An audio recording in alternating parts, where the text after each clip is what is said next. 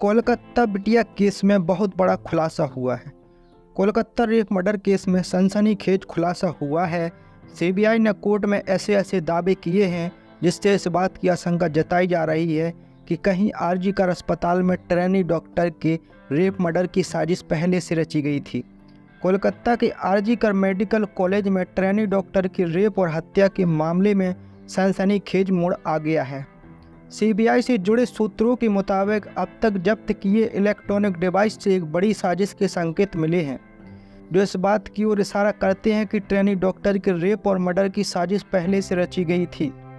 जांच एजेंसी इस मामले की तह तक जाने की कोशिश कर रही है, इसलिए इससे जुड़े लोगों के मोबाइल नेटवर्क खंगाले तो अहम कड़ी साबित हो गई है। सीबीआई ने मंगलवार को सिलादह कोर्ट में दावा किया कि आरजीकर मेडिकल कॉलेज के एक्स प्रिंसिपल संदीप घोष और ताला पुलिस स्टेशन के ओसी अभिजीत मंडल से और पूछताछ करने की ज़रूरत है।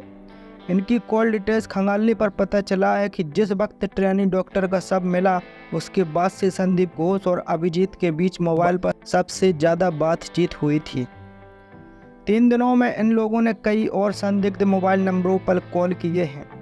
लंबी बातचीत हुई है। अभी ताला थाने से बरामद सीसीटीवी कैमरे की हार्ड डिस्क की जांच होनी है। सीबीआई के दावे पर जज ने पूछा, क्या ये बातचीत हत्या और रेप से संबंधित है या फिर सबूत मिटाने की साजिश से जुड़ा है। इस पर सीबीआई ने जो जवाब दिया है वो हैरान करने वाला है। अगर आप लोग चाहते हैं कि डॉक्टर बिटिया को न्याय मिले तो इस वीडियो को एक लाइक और कमेंट में जस्टिस फॉर मोनिका जरूर लिखें। सीबीआई के वकील ने कोर्ट से कहा, हम सीधे तौर पर तो ये नहीं कह सकते कि दोनों रेप और हत्या से जुड़े हैं, लेकिन सीसीटीवी फुटेज से जो चीज़ें सामने आई हैं उसके आधार पर ये जरूर कह सकते हैं कि संदीप घोष और अभिजीत से आगे पूछताछ करने की ज़रूरत है। हालांकि वे रेप के बाद सबूत मिटाने की साजिश में सीधे तौर पर शामिल नहीं थे। ताला पुलिस स्टेशन के ओसी अभिजीत मंडल की वकील ने कोर्ट में जमानत की अपील की। कहा, मुझे किस आधार पर गिरफ्तार किया गया, 3 दिनों में क्या किया, मैं इस मामले में इंक्वायरी ऑफिस भी नहीं, सिर्फ एक सहयोगी था। जांच में शामिल सरकारी अधिकारी को एक प्रक्रिया के तहत गिरफ्तार नहीं किया गया। हम हमेशा पूछताछ के लिए तैयार हैं, ऐसे में गिरफ्तार करना कितना जरूरी है। जवाब में सीबीआई के वकील ने कहा, इन 3 दिनों में कई और संदिग्ध मोबाइल नंबर मिले हैं।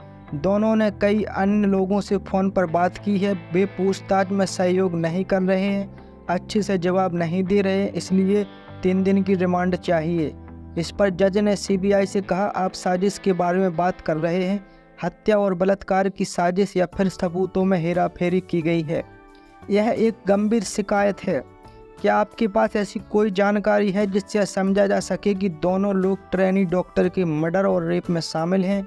कुछ सबूत होने चाहिए। क्या आपको ऐसा कुछ मिला है? अगर आपके पास ऐसा कुछ है तो सामने रखिए। सीबीआई ने इस पर कहा कि हो सकता है कि इस घटना से पहले कोई साजिश हुई हो। संदीप ने जानबूझकर एफआईआर दर्ज नहीं होने दी। हम इसकी गंभीरता समझते हैं, इसलिए पूछताछ करना जरूरी है। वहीं संदीप घोष के जो कारनामे जांच एजेंसी द्वारा बताए गए वाकई में झकझोरने वाले हैं।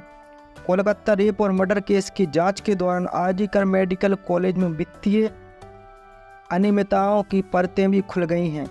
सीबीआई ने संदीप घोष को भ्रष्टाचार के मामले में गिरफ्तार किया है। उनके घर और रिश्तेदारों के ठिकानों पर छापेमारी, कई महत्वपूर्ण सबूत हाथ लगे हैं, जिनमें आंसर शीट्स और संपत्ति से जुड़े दस्तावेज शामिल हैं। जांच में यह भी सामने आया है कि घोष के परिवार के पास कोलकाता और अन्य इलाकों में कई संपत्तियां हैं, जिनकी भी अब जांच हो रही है। इस पूरी घटना ने 31 वर्षीय महिला डॉक्टर के साथ हुए अमानवीय कृत्य की भयावहता को और उजागर कर दिया है।